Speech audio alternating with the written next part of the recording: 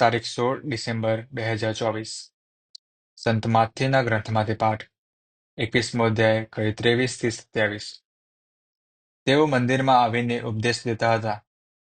એવામાં મુખ્ય પુરોહિતો અને લોકોના આગેવાનોએ આવીને કહ્યું, કયા અધિકારથી તમે આ બધું કરો છો?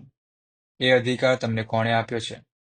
ઈસુએ તેમને સામેથી કહ્યું, મારે પણ તમને એક સવાલ પૂછ્યો છે, તેનો જવાબ આપો એટલે હું તમને જણાવીશ કે કયા અધિકારથી હું આ બધું કરું છું.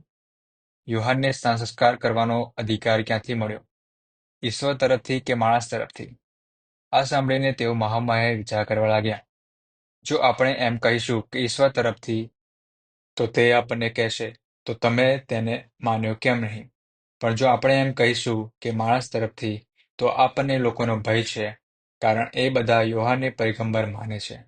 એટલે તે લોકોએ જવાબ આપ્યો કે અમને ખબર નથી. પણ ઈસુએ તેમને કહ્યું, તો હું પણ તમને કહેતો નથી કે કયા અધિકારથી હું આ બધું કરું છું. આ પ્રભુની વાણી છે, તે આપણો આધાર છે. ખ્રિસ્તમાં ભાઈ બહેનો, સવાલ પ્રશ્ન જાત જાતના અલગ અલગ પ્રકારના હોઈ શકે છે.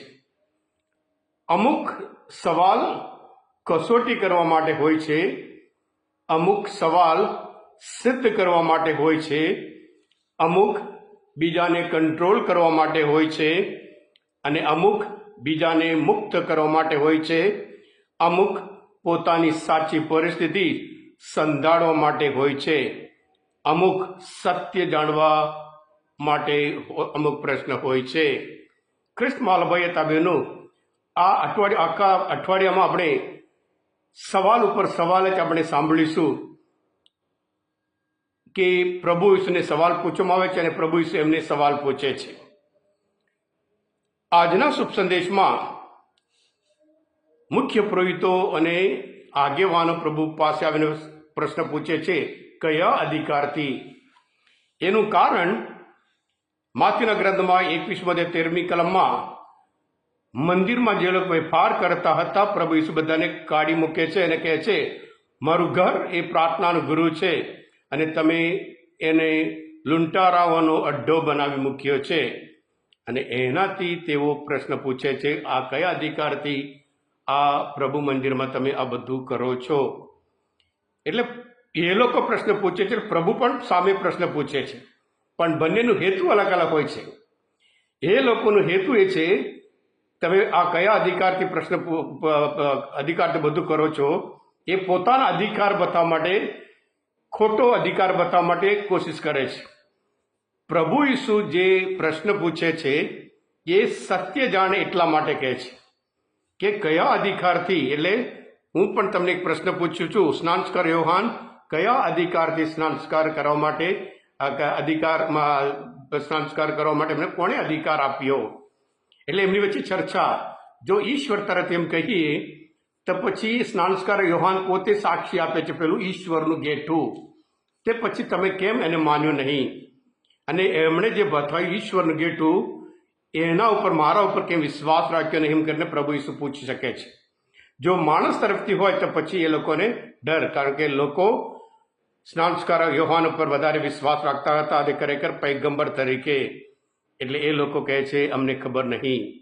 ખ્રિસ્તમાં ભાઈ બહેનો, બાઇબલમાં ઘણા બધા પ્રભુ ઈસુ એક વસ્તુ આપણે ખાસ બાબત પર રાખવાનું છે, એટલો બધો અધિકાર એક વ્યક્તિ, આખા સમાજ હોય, ધર્મ હોય, એટલો બધો પાવર એમનામાં હતું, એટલો બધો અધિકાર હતું, આખા યરુશલેમ મંદિર એમના કંટ્રોલમાં હતું. આ એક માણસ આવીને ત્યાં બધાને કાઢી મૂકે છે. તો પ્રભુ ઈસુમાં કેટલો બધો અધિકાર, કેટલી બધી શક્તિ હતી, કેટલું બધું પાવર હતું કે પ્રભુ એ બધાને કાઢી મૂકે છે કમ્પાઉન્ડમાંથી. ધારો કે સલૂન કમ્પાઉન્ડમાં આવીને બીજા કોઈ અહીંયા પ્રશ્ન પૂછે તો પછી આપણે બેસી રહેવાના નથી. અને પ્રભુ પણ એમને પ્રશ્ન પૂછવાનો હેતુ એ છે તે લોકો સત્ય જાણે. એમનો હેતુ એ હતો આ માણસને કંટ્રોલ કરવા માટે. પ્રભુ ઈસુ એમને પ્રશ્ન પૂછ્યો જેથી કે લોકો એમને પ્રેરણા મળે અને સાથે સાથે તેઓ સત્ય જાણવા પામે. હા ખ્રિસ્તમાં ભાઈ બહેનો, અધિકાર બધા માટે જોઈએ છે. ઘરમાં અધિકાર, બાળકોનો અધિકાર, વ્યક્તિનો અધિકાર, રાઇટ ટુ ઇન્ફોર્મેશન, જાત જાતના અધિકાર બધા માટે છે. પણ પ્રભુ ઈસુ એક વસ્તુ આપણે જાણવાનું છે, પ્રભુ ઈસુ પોતાના અધિકાર, પોતાનો પાવર, પોતાની સત્તા, પોતાનું બધું હંમેશા બીજા માટે, ભલું કરવા માટે, કુદરતને કહે છે ચૂપ થઈ જાઓ, એમનો અધિકાર બતાવે છે શાંત પાડવા માટે. જે લોકો બીમાર હતા, અધિકાર તેમને સાજા કરે છે. પિતરના સાસુ ઠપકો આપે છે, તાવ તરત જ નીકળી ગયો. પોતાના અધિકારથી બધાને સારું કરે છે, સાજા કરે છે. પણ આ લોકો અલગ પ્રકારના પ્રભુને કંટ્રોલ કરવા માટે અધિકાર વાપરતા હોય.